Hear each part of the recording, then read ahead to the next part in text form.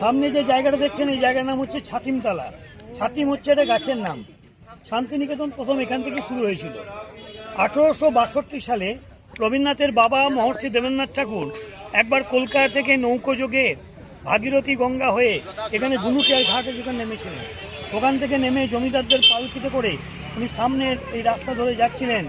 এখান থেকে 10 কিলোমিটার দূরে রায়পুর বলে এক গ্রাম আছে, সেখানকার জমিদার বন্ধুর নাম ছিল ভুবন মোহন সিংহ। ওনার বাড়িতে নিমন্ত্রণ রক্ষা করতে যাচ্ছিলেন। যাবার পথে উনি দেখলেন যেখানে বিস্তীর্ণ একটা ফাঁকা মাঠ, ধুধু প্রান্তর, মাঝখানে ছিল দুটো বিশাল বড় বড় ছাতিম গাছ। উনি এই ছাতিম গাছ লক্ষ্য করে পালকিটাকে থামাতে বললেন এখানে কিছুক্ষণ বিশ্রাম নেওয়ার জন্য। আর উনি ছিলেন ব্রাহ্ম ধর্মের উপাসক। ব্রাহ্ম উপাসনাটা উনি এই ছাতিম গাছের নিচেই সেরেছিলেন। উপাসনা সারার পর উনি এখানে প্রাণের আরাম, মনের আনন্দ, আত্মার শান্তি খুঁজে পেয়েছিলেন।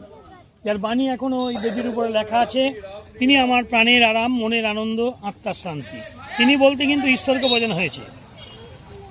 তারপর উনি রায়পুরের জমিদার বাড়ি গিয়ে যখন জানতে পারলেন যে জায়গাটা ওনারই জমিদারির, উনি বললেন যে ছাতিমতলায় যদি কিছুটা জায়গা আমাকে দিতেন আমি এখানে আশ্রম তৈরি করতাম।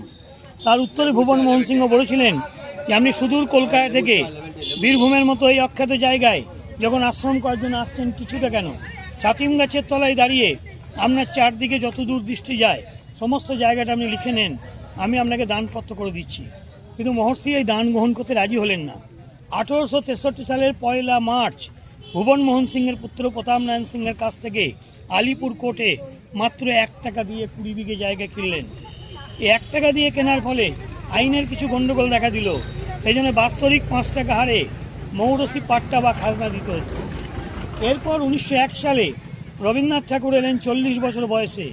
মাত্র 5 জন ছাত্র আর 5 জন শিক্ষককে নিয়ে প্রথম ব্রহ্মচর্য বিদ্যালয় উনি ছাতিম গাছের নিচে শুরু করেছিলেন।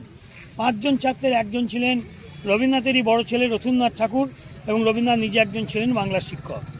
গাছ দুটো মারা গেছে, একটা 1960, একটা 1993। 93 সালে আবার দুটো গাছ ছাতিমের লাগানো হয়েছে।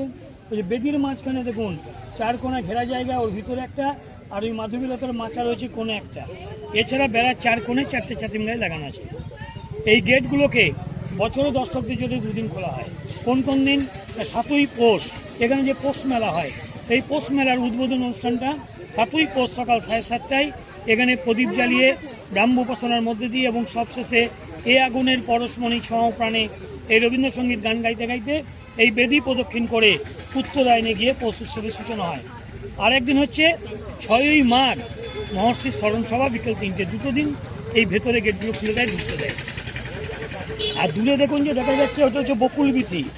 ওই বকুল বীথিতে এখনও সব গাছের নিচে ক্লাস হয়। বকুল বীথি, আম্রকুঞ্জ, শাল বীথি সব আছে। সব গাছের নিচে নিচে 2 থেকে 10 ক্লাসগুলো রবীন্দ্রনাথের আদর্শ নিয়ে এখনও হয়।